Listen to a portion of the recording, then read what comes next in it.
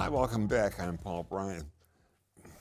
It sometimes astonishes me, actually, it always astonishes me, to find small shops that have incredible history in them. You never really know what's inside of a building.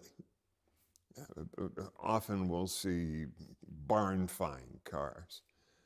Well, we're not going to be talking about barn finds by any means, but cars that have got some astonishing history to them.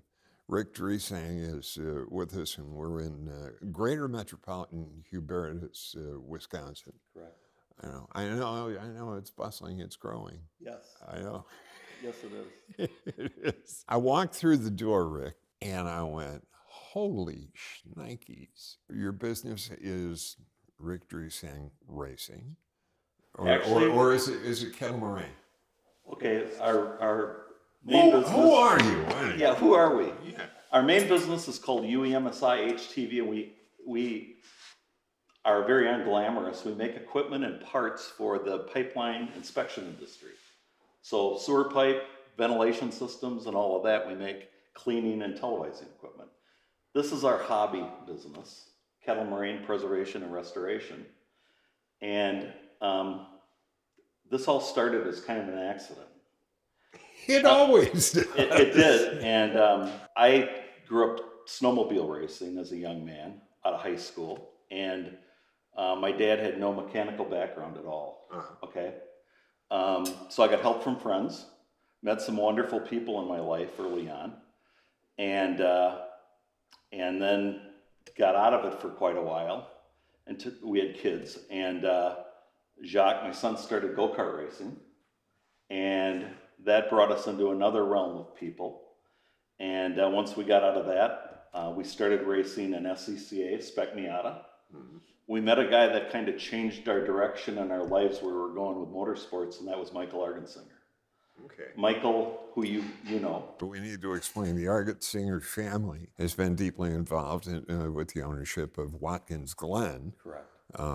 For, I think they originated it. Yeah. So you got involved with Michael, and our racing became more about history, and that was 2004 and 5-ish. Okay, and at that point, Michael's one of our guest drivers, and driving more regularly with us than a guest. And we had been out to Watkins Glen to the research center, which he was a director of. And about that time, we bought our first historic car, and that was the Mark Donahue Sunoco car. And that's this car right here. That's one of one. Yes, it was Mark Donahue's last car, and it was Rick Mears' first car. And it was also one of the Eagles. There were a few that were not fully assembled at Gurney's. It was sold as a kit because the winter leading up to 1973, Mark had won the Indy 572 with McLaren. They got him to the States, and they were 8 miles an hour slower than the Eagles were. And Mark convinced Roger into buying an Eagle. Gurney's were afraid of what Penske could do with it, a new one. So we sold them a 72 with updates. And of course, Mark put it on the front row, and the rest is history. The car, it took 4 days to finish the race. Mark burned a piston, I believe, on day 3. Didn't finish the race, but again, very historic car, and with who had it and how it was built at Penske's. So how did you wind up with it, though? So, to make a long story short, I grew up in the Elkhart Lake area. Yeah. And we have a lake home up there that we had just converted and put a new bar in, and I wanted an Offenhauser engine for the end of the bar. That's a historic engine. Went down to Can-Am race cars, Chuck Haynes, to buy a used Offenhauser. And as I called my wife on the way home, Jacques was with me. I said, well, we found the motor. She said, are you in budget? And I said, well, Depends what you value the car at, okay? And that's a true story, okay? So the rest is history. So you had to weasel your way through. Yeah, kind of. Everybody does. It's okay. Yeah, so. There's so many people out there who are going to say, yeah, I get that. Yeah. So that started the venture of starting to go in this direction of Eagles. And again, Michael was a big guiding light in some of this. And we then bought a Formula Ford Eagle, which we went out to California to get. It was pretty much a car that was all apart. Brought it back here, restored that, and now we're on our way. Michael actually was going to run that car, and then he passed away. But and then other ones started to follow. There were some people that contacted us from estates and whatever, that this is available, that's available, and the rest just took off. And you know, you can't do it all, so we wound up going in the direction of what are we going to basically collect, and what's our passion? It became the Eagles. And not a bad no, not at all. And then of course along the way we met the Gurneys, and Jacques had already been competing the Formula Ford Eagle at a pretty good level in historic stuff and winning with it. And while Dan was still alive, it kind of got the Gurney family's attention, because at that point it was one of the only Eagles that was competitively being run. Right. Okay, the rest of it's all antiques, if you will, basically going to Amelia Island for shows and Concours and all of that, but we're running this thing at 10/10, and it's kind of a weird thing, because as you're around history, you don't own it, but people want to be close to it and they want to understand it, and they're fans of Gurney's that they've never been by an Eagle before, so they come to the racetrack with these thoughts of Elkhart Lake. Wow, Dan raced here once, and I want to see an Eagle, and that's it. So IndyCar Eagles, yes, but not Can-Am Eagles. Well, so Dan ran the McLegal, which was not an Eagle. I mean, it was part Eagle, but and we had a Formula 5000 Eagle for a while. Okay, it wasn't where we were headed, and it was actually an Eagle that was pretty cool. It was owned by James Garner. Oh. Okay, it was one of his, but it turns out of the three he had, this was the backup Eagle that was used for parts at the track in case they needed to get some spares. They'd always have the car together in case they needed it, but it was the spares car, and its famous part was James Garner owned it. Yeah. So again, it's about focusing in life, because we only have so much time. Yeah. So anyway. So how do you have your business? Yes. And then you have your passion. Yes. And at what point do you think they're going to cross over, or have they? So they already have. And there are things that happen in life that you don't see coming. And boy, are you telling Noah about the flood? Boy. So things went along very well for a long time. We were in a 30-year relationship with our family business with another family, and we were like brothers. Uh-huh. And some things happened health-wise and whatever. We wound up splitting the company about 10 years ago and starting over. And this is a true story. So we took a multi-million-dollar business and divided it in two, and had to start over. And thank gosh we have the banker we have, because he said, oh my God, you have this incredible car with the Donahue car. You have one of Penske's ex-transporters. You have all this. He goes, I got no problem borrowing your money on for a line of credit to restart your business. So unlike probably a lot of other things in life, we invested in the right thing, because they were assets which we could use in our business to re-kickstart it. And you've got to find a pretty open-minded banker, or one who at least understands what it is that you had, because there's some pencil neck geek that's sitting someplace who goes, it's a race car, Right. So what is it? So luckily you were able to find the right person. What became our hobby wound up if you will, helping us restart our family business and taking us to another level with that, and it's done well. And you know, that it's full disclosure. Our employees know everything that's gone on, and they understand. We don't just race cars. We show cars. When we do these concours, it's got to be about a charity, okay? Whether it's cancer or autism or whatever, that's what this is about. We race, but there's another side of this that you got to give back. Well, it's the right crowd for that. There's an awful lot of charitable activities that go on within the vintage community. For instance, John Weinberger's foundation, which his wife Lisa really put together to honor John. John and his brother Herm, and John is of Hinsdale Ferrari, and was on the board of directors of Road America for a long time, and raced there for a long time, and the foundation, because both John and Herm, his brother, were gas station mechanics. They used to boot my butt off of out of there, and my brother and I went down there one time. They said, "Hey, we're thinking about a franchise for a car called a Datsun. What do you think?" Since then, 13 franchises, a huge Ferrari business, incredible collector cars. It kind of tracks with what you're saying. Life isn't about everything you do. It's about people that you surround yourself with, and this is a team thing as well. There's a gentleman that works here full-time. His name is Paul J. He works in our business.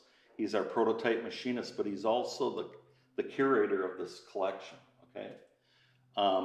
Steve Zelke has helped Jacques out, my son, with history, verifying things at racetracks. Again, we've used Ron Nelson in the past for some of the pictures from back in the day, because Ron goes way back, taking things. You've got people like Mike Lashschmidt with Vintage Indy. Without having track time and being able to debut some of these cars, they wouldn't mean anything, okay? So there's people that we have all worked together with to do the things we do, and you can't do it alone. And we have a network of people that we work together with to trade parts, if you will. And the same thing has gone on with Boy, that's got to be a skinny siloed work. Well, it kind of is, but you still have parts coming out of barns and whatever that people don't realize they have. And again, we have Michael Argensinger's Eldon that he raced in Europe. When this is 1973, Jacques found it in a shipping container out in Connecticut in really bad shape 5 years ago. And we wanted to have a car from Michael, and brought it back here. It was almost not salvageable, but we did. And again, it took a lot of people. Paul Fanner helping Jacques with, you know, the registry and how to find parts and for Eldons, because that wasn't our mark. Okay, but just a lot of wonderful people in this hobby to help you. It's incredible. Let's talk about some of these cars that I've got here. Over your shoulder, this Eagle that Pancho Carter drove. That's a really special story. I don't know the year, and that's not important, but at one point we talked to the Gurneys, talked to Dan actually, about if he'd ever be interested in selling that car. We'd be interested. And again, it wasn't on the main floor. It was one of Dan's favorite cars, but the 81 cars were the favorite cars as well, the Pepsi Challenger, okay? But I'm gonna say, let's call this one of the second favorite cars. This was his way to get back at USAC. The rules were changing. And they, as he called it, USAC tried to make the engine breathe out of the butt of a hummingbird, okay? They tried to restrict it so much to make the Offenhausers not competitive. Right. So he knew when he built this car it was going to get outlawed the next year. The car is offset to one side, okay? And I think the best Pancho did with it is he got third, and struggled with it that year only because of the restriction on the Offie. But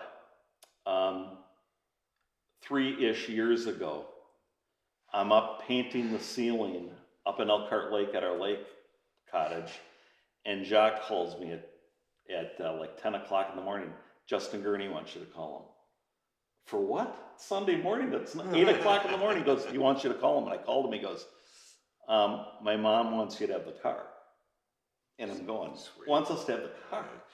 And a little bit of money basically traded hands, but it was like, you gotta be kidding me. I don't think I heard this right. And so he goes, come get the car whenever you want. And it's like, couldn't believe it, okay? So one of our kinds of things in this was to have a factory car. That's a factory car, and it's one of one. Sure. So anyway, so hopefully in the next couple of years, there's going to be another reunion at Elkhart Lake in a couple of years. Okay, there are a lot of cars right now getting restored for that. Hopefully that car will be running for that event. There were what, 48? We had 28 or 29 cars, however you want to count it. We brought an unborn tub with us. Why did I say 48? Yeah, 48 sounds better, but the pictures will show otherwise. No, I was, it's a fairly famous Dan Gurney number. Right, I know. We were really pleased because it was the largest assembly of Eagles there ever was, and it happened at Elkhart Lake. It was incredible. It was an astonishing weekend. And again, that was Ron Nelson's idea, which at the front end I thought, yeah, boy, because this got pulled off in a year from Ron's idea to when it happened. And we said, we'll bring 5 cars, okay? And all of a sudden a few more and it all happened. Do you have a favorite? Or are they like children? I have a favorite. It's the Formula Ford Eagle. Yeah, I can imagine. It doesn't have the value of the Indy cars and all that, but it doesn't matter. That's the favorite. Sure. Okay.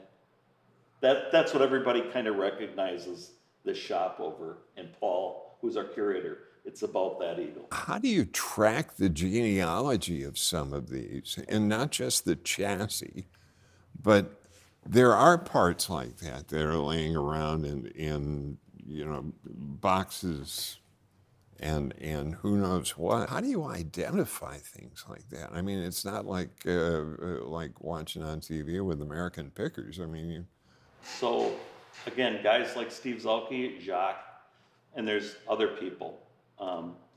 They know how to look at the USAC stamps that are on the heads, if you will, when the engine's qualified for the Indy 500 or whatever.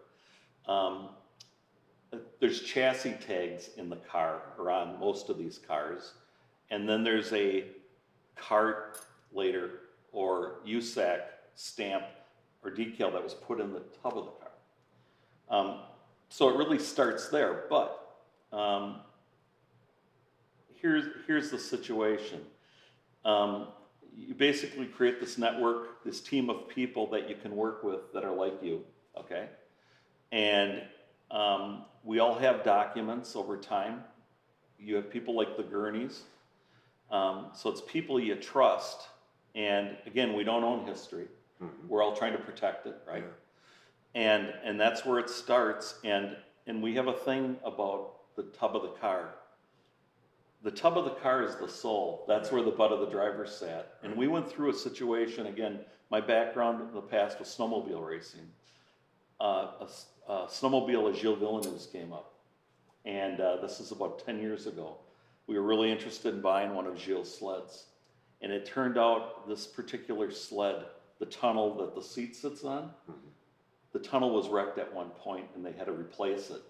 Well, that is like the tub. And the soul that Jacques or that Gilles was on that sled wasn't there any longer. As far as we were concerned, it was irrelevant. But that's how we look at history. It's got to be the tub with the serial number tag. Is there something, some car, might even be a piece of something that would complete something that's totally unobtainium? Is there something that you would like to have that has been elusive to you? There are a few things. One is one of Mark Donahue's helmets. We have a replica, okay? I never met Mark. I was at Elkhart Lake when he won with the Panzer in 1973. Yeah. It would have been awesome to have his helmet. It's come up a few times for sale. I'd love to have. I've got an autographed picture of Gilles Villeneuve. I'd love to have something of Gilles. Again, he was one of my heroes. And you know, I'm going to say this. There are things here about the other people that competed in the sport that weren't the Mark Donahues or the Lloyd Rubies or whoever, or the Pancho Carters. But there are other people that made up the rest of the field. Mm-hmm. Those things, when they present themselves, are just as important, if you will, as the Holy Grail things. No, I get that. Okay, you know what I'm saying? Yeah. And it's like the Tanner that's behind you. We got another car in that deal when we bought it. And it was, the body was cut in half, okay? However, Jacques made a post online about it, and it turns out the family whose dad raced that car lives in Illinois, and we gave the car to him. But it's going to become art in their garage. That's who needs to have that car, okay? So again, that's a Holy Grail thing, but not to us, but it is to somebody else. Sure. So again, as I talked to you about at the beginning of this, this is a big kids trading their baseball card collection in a way. Okay, we all have cards that are important to us, but we trade things back and forth to complete the card collection we have, and that's what's important to us. And we're hoping at some point there will be a group of us that can put right here in the Midwest, whether it's Northern Illinois or Wisconsin or whatever, that there's a place that these collections can be seen. We've talked to Linda Darrow about this a couple times. Can be seen, maybe things are in rotation. Linda Darrow runs the Meadowdale. That's correct. Restoration Historical Society for Meadowdale Racetrack, which was outside of Chicago. There's a lot of people with like minds that are trying to get their minds around this. Okay? You know what? I saw a car there once that was driven by Mark Donohue and Penske, who were racing for AMC. Oh yes. At that point, and there's a Chevrolet dealer in Fox Lake, Mark Scarpelli, or Ray Scarpelli. He married Dick Teague's daughter. Dick Teague was the head designer for the Javelin and the AMX, and they were able to get concept car number 1, chassis number 1. So that's kind of what you're talking about, where you start putting pieces together of historic significance. I mean, those were important cars. Right. And the restoration that they've done has purely been a familial labor of love as an honor to Dick. And I see that same kind of fraternity. Yes. Among people like yourself. It's very rare that you get an original engine that was in an Indy car. Because most of them blowed up. Blew up, and they went on to a crankcase might go with a new head or whatever the case might be. But this was the case 5 years ago. We had just acquired the Commander car that Lloyd Ruby had. And I'll just say this, it was kind of put together, but not all together. And we had our annual Christmas party here, and Rick Duman from Turn 4 Restoration was here with one of his guys for a Christmas party, and he goes, my client has the original engine for that car and the original transmission, and we need your transmission and your suspension to go with his car. I believe he was from England, and Rick goes, are you willing to do a swap? If we go to the same motor builder and the same transmission shop, and then you pay your bill, he pays his bill, we do a swap. I said, absolutely. Sure. So that car is rare in that it's got the original engine that Lloyd Ruby ran. And again, that car was at Indianapolis 4 times in its life. Okay, it raced 4 times. So again, it's one of those things, it's the luck of the draw. We've got another car that isn't here right now, It's out having its fuel injection system completed. And that's an 81 Eagle that Chip Mead from the Mead Paper family, okay, raced.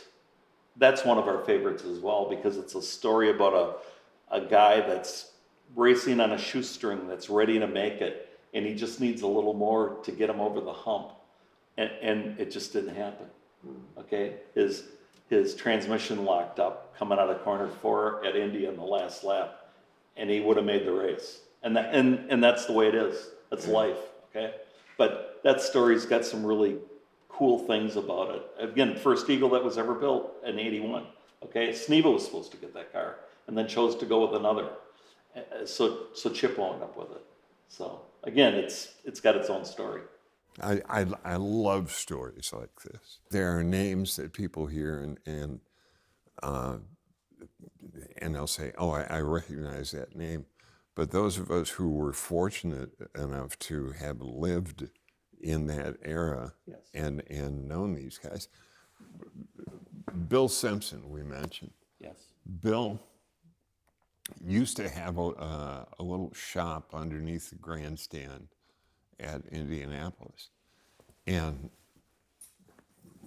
come on, Paul, come on in. Sat down, and I'm sitting with Jim Hurtubise, Duke Nalen, guys like this, just eating hot dogs. Yeah. And the stories that come out, I count myself among the luckiest of being able to know these people and do it.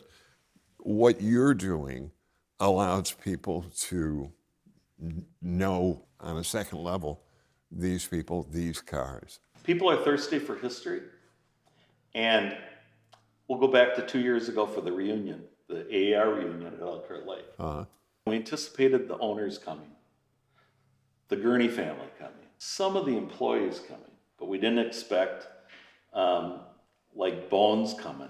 Bones Malone, who was back in the day was one of the main shop guys and would be at the track and he now is a photographer of nature.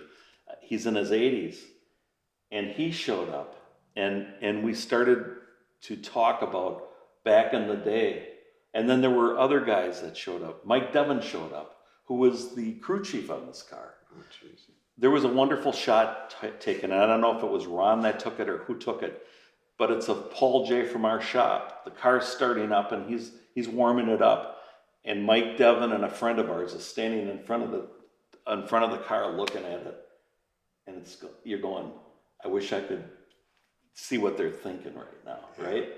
And again, to sit down with these guys that lived it back in the day and be able to sit down and talk to them, it was unreal. Tell us about your relationship with David Hobbs. David is he's such a figure around Elkhart Lake in the summertime. We're all used to seeing David, and he's one of the community. Yeah. Okay, one of the citizens, and we're just used to seeing him. And Steve Zalke's around him a lot, and so on. But I remember the first time we saw him at Amelia Island with the Donahue car. I don't know if thought he knew what to think. We saw him when his grandson raced go-karts. We'd see him at racetracks and stuff and say hi. But that was the first time that I think we, with this stuff, caught David's attention. And then we sat down and talked, and he's going, oh my God, He goes, I drove an Eagle and all that. He's given us a signed picture from back in the day. It looks like we were a sponsor, and we didn't even know each other then. But I would say this, these drivers from the day, they've got to trust you. And Michael Argensinger basically was one of those people, if you were with Michael and he introduced you to some of these folks, they trusted you because you knew Michael. Right. So there was a conduit there. Right. And it's a very unique situation. It's probably like this in all sports in a way. Do you think it is still? I do. We hear so many stories about the rivalries, in particular in Formula One. And I don't know how much of that is theater, because when you see them candidly, they're very close friends. Right. So I'm not sure that there isn't a generous dose of theater there. But David would sign an autograph for anybody. Yeah. So would Mark Donahue. Mark Donahue gave away a lot of his trophies to kids after the race. They didn't mean anything to him. David's trophies, as we got to know him, they didn't mean a lot to him either. And again, his collection is here, okay? He knows it's here. It's safe for the family, okay? But a lot of these guys race to race, and you could approach him as a racer. A.J. Foyt, he was good with kids and coming up and getting an autograph, okay?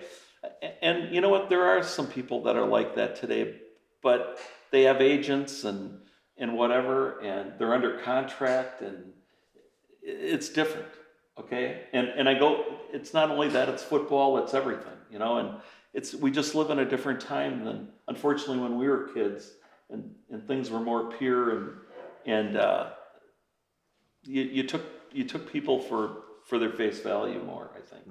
Great example of that was Roberto Guerrero.